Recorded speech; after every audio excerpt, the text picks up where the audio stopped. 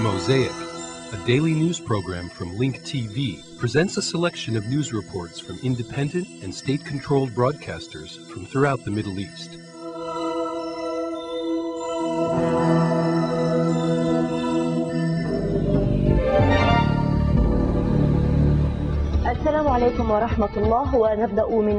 Peace be upon you. We first begin with the White House, where they are receiving information on the military situation in Fallujah. At the end of his meeting with the Swedish Prime Minister Göran Persson, the U.S. President George Bush stated that the American Army commanders will do what it takes to enforce security in the besieged city of Fallujah. Bush admitted that there are pockets of resistance in Fallujah.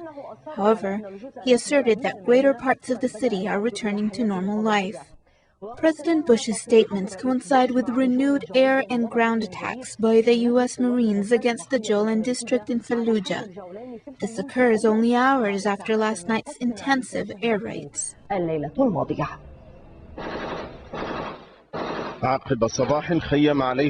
Following a brief period of calm this morning, renewed fighting between the U.S. Marines and Iraqi fighters fortified in the city of Fallujah.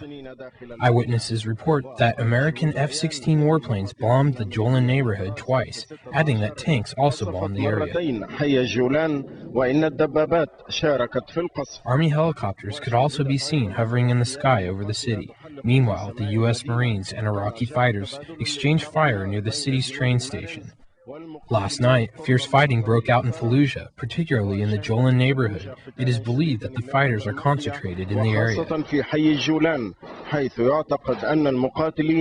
The U.S. forces concluded the bombing of the neighborhood by reaching a feeble ceasefire. The bombings occurred hours after the deadline for the fighters to hand over their heavy weapons, noting that the U.S. forces had set Tuesday as the final deadline for the handover of weapons. Fierce fighting has also taken place in Fallujah for the past 2 days, with brief periods of calm. An American soldier was also killed, and 9 others were wounded, as seen in this footage that was captured 2 days ago.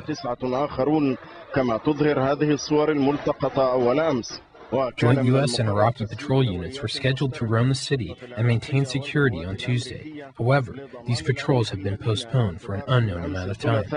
إلا أن ذلك قد أرجئ إلى أجل غير مسمى. إن شاء الله متفائل بالآلية. If God is willing, I'm optimistic with the plan of having the joint patrol units institutionalized under the law. القضاء ومن الله التوفيق. Families who fled the fighting in Fallujah are gathering outside the city, waiting to return to their homes. Meanwhile, the U.S. forces allowed several hundred residents to return to their homes. We are trying to keep everyone in their cars and in one line. That will enable us to facilitate the entrance of ambulances and medical teams. We are here to maintain order, and that is our main goal. Some religious leaders, however, accuse the U.S. forces of permitting some families to return to Fallujah to cover up last night's attack. Observers believe that this operation halted the negotiations that lasted for several weeks, aiming to end the battle peacefully. Iraqi fighters fortified in the city have been fighting with the U.S. forces, who have surrounded them for 3 weeks.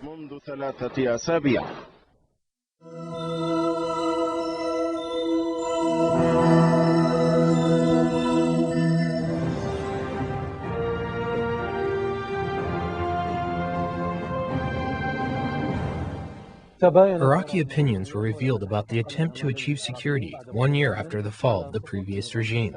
Al-Iraqiya TV talked to some Iraqis. A year has passed since the fall of Baghdad, a year since the entrance of coalition forces and the following events. According to Iraqis, the vision of their future remains unclear. After a year, the situation is improving and the reconstruction has begun throughout the country. The main street, for example, is moving well and the markets are busy, thanks God. The women also have an opinion on the current situation.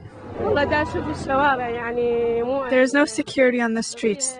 Look at the streets. There are explosions, there are kidnappings, there's theft. I don't know how long this situation can continue. The lack of security and crimes have become a nightmare that haunts the Iraqi streets. It doesn't help anyone because the situation is not stable, a kind of lack of security.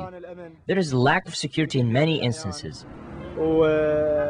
The situation calls for all of us, Iraqis, to collect our effort in order to maintain security and return to normal life. And everyone can return to work in their field and specialties. Different sectors of the Iraqi population are working to help reconstruct their nation, and this has become a main goal in order to secure a better future, which has eluded them for many years. Azhar Adel, Al-Iraqiya, Baghdad.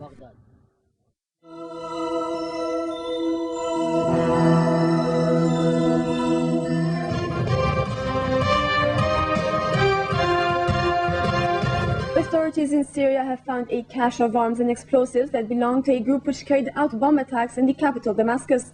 Syrian officials said Tuesday's blast left 4 people dead.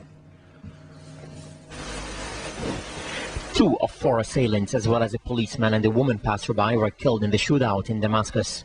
The Syrian Interior Ministry said a group of 4 persons placed a device under a parked car. It exploded, sparking damage to an uninhabited building in Mazze in western Damascus. Sana, the state-run news agency, reported an Interior Ministry official has condemned the attack as an act of terrorism, which Syria was committed to confronting, and said chaos in the region was fueling such attacks. He said Syria has taken all necessary measures to restore security as investigations go on. Earlier, witnesses told AFP hooded gunmen fired rocket-propelled grenade RPGs at former UN offices near the Canadian embassy, setting them on fire. The Mazza district is home to several Western and Mideastern embassies, including those of Canada, Britain, Iran, and Saudi Arabia. Witnesses said Syrian security forces killed one of the assailants, while at least 3 others escaped. A member of the security forces was seriously wounded in the gun battle outside the offices, formerly used by a UN agency. Confirming that 1 assailant was killed and another captured, Syria's ambassador to the UN, Ahmad Mustafa, told CNN the authorities were investigating who carried out the attack. The ambassador said both the US and Syria share the same enemy, Al-Qaeda. In New York, UN spokeswoman said offices of the world body had not been hit. She said the UN vacated the building some time ago. The Canadian Foreign Ministry, meanwhile, said its embassy was not the target, but it suffered minor damage. Gunfire lasted for about an hour, and the university campus in the area was evacuated.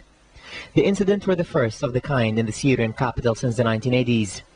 In New York, Syria's UN ambassador Faisal Migdad condemned the violence.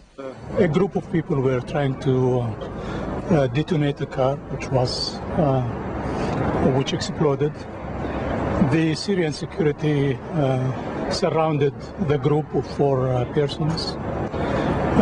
An exchange of fire between the security and the criminals took place.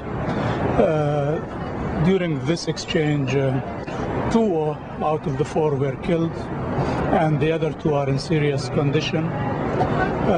Unfortunately, one of the security was killed, and another innocent lady was also killed in the street. Syria has always condemned terrorism and terrorist actions. We think the overall situation in the region